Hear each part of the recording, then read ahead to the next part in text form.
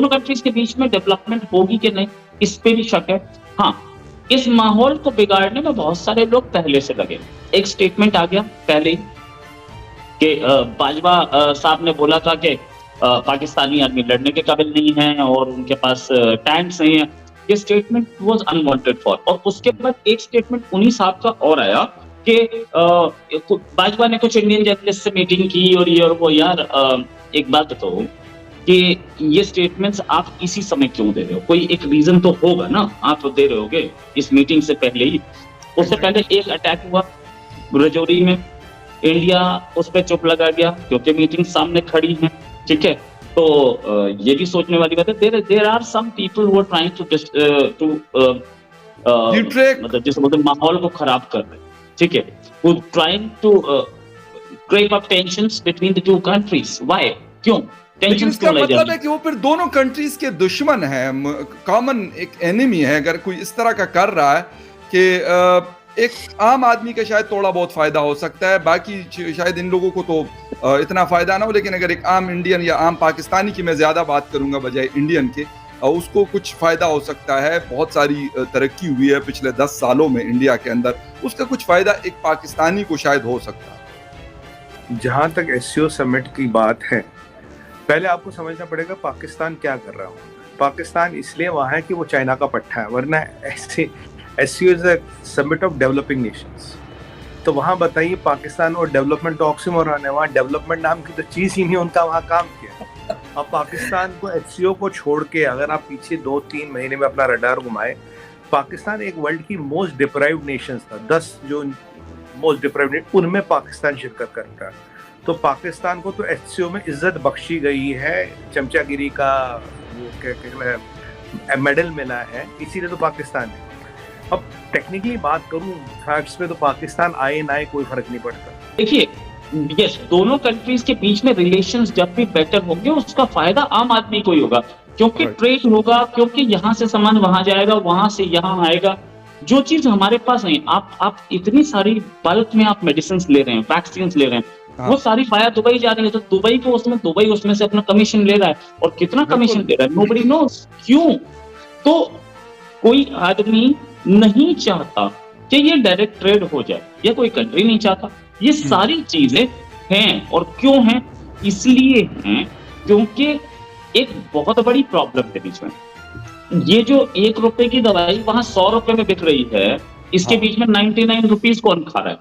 वो 99 रुपीज जो खा रहा है वो कभी दवाई। अच्छा, Nawaz Sharif has always been in favour of trade with India, आज से नहीं, बहुत पहले से, बिल्कुल पहले से। बट देन जब वो बेटर रिलेशन बनाने की कोशिश करें तो आर्मी चीफ करगिल में घुस जाएगा, तो फिर क्या हो, फिर कैसे ट्रेड हो पाएगा? यहाँ आप उम्मीद ना करें कुछ होगा, यहाँ आएंगे, फोटो खिंचवाएंगे, और जैसे ही मौका लगेगा अपना कश्मीर की बात बोलेंगे, कश्मीर कश्मीर कश्मीर। ये चीज करने के लिए वो आ रहे हैं। अब यहाँ एक और विडंबना देखिए, जब बिलावल भुट्टो अनाउंस करते हैं कि मैं आऊंगा, 6 घंटे में, केवल 6 घंटे में पुंछ में अटैक होता है। FATT अटैक की रिस्पॉन्सिबिलिटी लेता है। FATT किसका एफिलिएट है? जैश ए मोहम्मद का। तो जैश ए मोहम्मद ने कराया। देखिए 6 घंटे में आर्मी की ट्रक पे, कॉन्वॉय पे हमला नहीं हो सकता। असला कौन सा मिलता है? असला मिलता है चाइनीज असला, RPG Chinese, bullet shells Chinese. अब आप पूछेंगे क्यों? कारण ये है, अभी जो पाकिस्तान की एम्यूनिशन फैक्ट्री यूक्रेन के लिए असला बना रही है।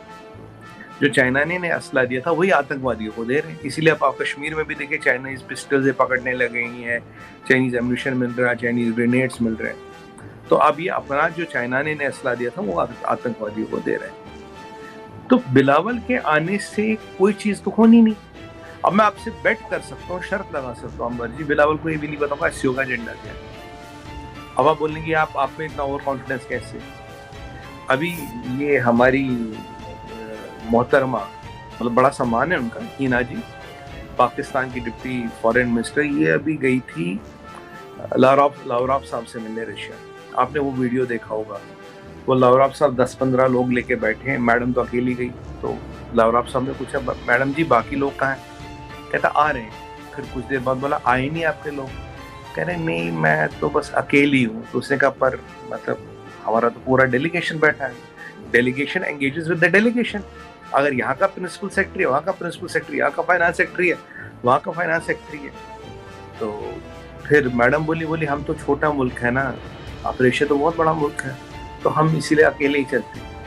अब नवराव साहब सोचे यार मैं तो पूरा टाव टप्पर लेके आ गया, उन्होंने अब वो क्या बोले कोई बात नहीं, देखिए साइज डज नॉट मैटर, दोस्ती में साइज का मैटर नहीं करता। आपने ऐसी हमकाना हरकत देखी है कहीं जहाँ डेलीगेशन में 15 लोग का नाम लिखाते और पहुंचता एक बंदा है, और वहां भी फॉरेन मिनिस्टर को जाना चाहिए। पेट्रोल और एयर टिकट के पैसे नहीं होंगे ना उनके पास। बिल्कुल 100% right, I can't agree more with you. देखिए पाकिस्तान की तरफ से तो जब भी बात की जाती है चाहे कोई भी गवर्नमेंट रही हो या कोई भी पॉलिटिशियन रहा हो, तो जाहिर है कि वो तो डिक्टेशन होता है जो एस्टेब्लिशमेंट की तरफ से मिलता है, और एस्टेब्लिशमेंट ये कभी नहीं चाहेगी कि भारत के साथ टर्म्स बिल्कुल ठीक हो जाएं और ऐसे हो जाएं कि ना कोई किस्म की टेंशन है और आराम से वीज़ा भी मिल रहा है, टूरिस्ट वीज़ा भी मिल रहा है और ट्रेड भी हो रही है, क्योंकि उससे उनका वो जो डिफेंस बजट और जो एक भारत का एक चूरन जो बेचा जाता है कश्मीर करके, वो फिर उसका क्या करेंगे। आज भी बिलावल भुट्टो जरदारी ने जो स्टेटमेंट दिया है, आज फ्रीडम ऑफ स्पीच या फ्रीडम ऑफ प्रेस है, तो उसके ऊपर उन्होंने कश्मीर का नाम लिया है। उन्होंने कहा जी कश्मीर में जो जर्नलिस्ट है उनके ऊपर बड़ा जुल्म हो रहा है और उनको आज़ादी होनी चाहिए। मतलब ये कौन सा तरीका है, ये कौन सा स्टेटमेंट है भाई आपका आज देने का। आप अपने कंट्री के बारे में बात करते हैं, आप जो है वहाँ के लोगों को वहाँ के लिए बात करने दें, जबकि वो कल जा भी रहे। फिर भी उन्होंने आज जो फ्रीडम ऑफ प्रेस के ऊपर बात की है, तो उसमें कश्मीरी जर्नलिस्ट को लेकर उन्होंने बात की है। इसका साफ मतलब ये है कि वो जा भी रहे हैं, लेकिन वो हमारे यहाँ एक कहावत है ना, आई डोंट नो यहाँ बोलनी चाहिए कि नहीं, कि वो बकरी का एग्जाम्पल दी जाती है कि वो दूध देती है और साथ मेंगनियाँ भी डाल देती है, कि वो बेकार हो जाता है। ठीक है, वो जा भी रहे हैं और जाते जाते उन्होंने एक अजीब पुट्ठे किस्म की स्टेटमेंट भी दे दी है। तो मेरा ख्याल है कि ये नहीं करना चाहिए था और इस चीज़ को अवॉइड किया जा सकता है, लेकिन उनकी भी मजबूरी है, इसलिए कि उनको भाई लोग ने कहा होता है कि भाई तुमने ये बोलना है, जाके वहाँ पर बिल्कुल ही हाथ जोड़ के मत खड़े हो जाना मोदी जी और सबके सामने, जो कि एक गलत तरीका है। बहुत लोग अब पाकिस्तान में सोशल मीडिया की वजह से अवेयरनेस आई है, लोग चाहते हैं कि चाहे अफगानिस्तान हो, चाहे ईरान हो या भारत हो, सबके साथ पाकिस्तान के टर्म्स बेहतर हों, ताकि ये डिफेंस बजट कम हो और वही पैसा पाकिस्तान में लोगों के ऊपर लगे।